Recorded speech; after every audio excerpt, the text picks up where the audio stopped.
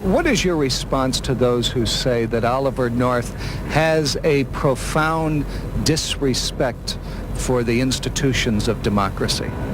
Gary, I revere the institutions. I think our construct of government laid out for a sharing of power and a balancing of power between an executive or among an executive, legislative, and judicial branch of government. Certainly not perfect, but the best on this planet. But do you think your disagreements with the individuals is a ticket to disrespect? No, I think my disagreements reflect an honest difference of opinion as to what direction this country ought to go. Pulling into Stanton, a couple of hundred North supporters gave the candidate a rousing welcome as he arrived at Wright's Drive-In, home of his favorite chocolate malt. Oliver North maintains he will win on Tuesday, but he would not divulge what he will do should he lose, except to say this man is in politics to stay.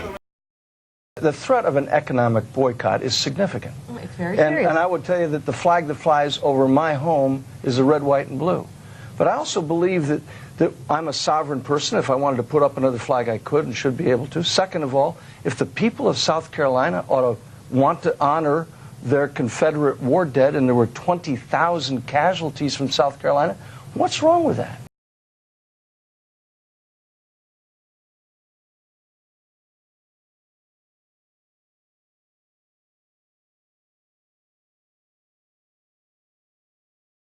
Roof accused of committing one of the deadliest attacks on a place of worship in United States history. At 8 p.m. Wednesday night, he enters the historic Mother Emanuel AME Church. Witnesses say he joined the prayer group, sitting with church members for nearly an hour before opening fire.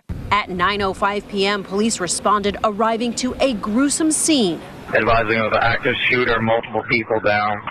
8 dying inside that church, 1 on the way to the hospital. In all, 6 women and 3 men. The threat of an economic boycott is significant. It's very serious. And I would tell you that the flag that flies over my home is the red, white, and blue.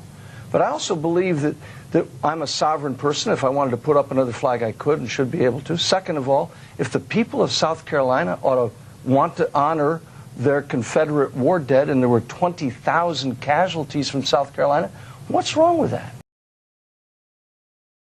There have been a lot of allegations thrown around, but the Contra resupply operation was involved in cocaine trafficking. We found absolutely no evidence during my tenure at the NSC that any of the resistance leaders were themselves or their subordinates involved in drug running. Although there was enough evidence to warrant investigation into CIA drug trafficking, there was no serious interest on the part of committee members, and no first-hand witnesses were called. At one point, the hearings were disrupted by 2 observers who burst out in protest.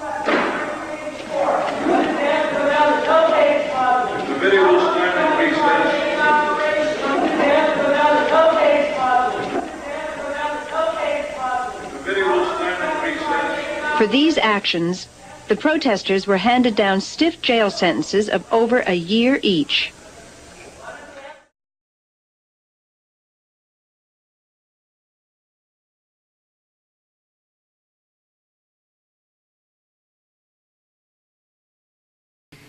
Let me be frank about what we are finding. There are instances where CIA did not, in an expeditious or consistent fashion, cut off relationships with individuals supporting the Contra program who were alleged to have engaged in drug trafficking activity or take action to resolve the allegations. Was there an effort to try and interview Oliver North or any of the other principals involved during the Reagan administration in the Iran-Contra affair? We did not seek to interview Oliver North. Was he ever questioned on this subject? No, he was not. And I demand a commander-in-chief worthy of such sacrifice. I'm the National Rifle Association of America, and I'm freedom's safest place.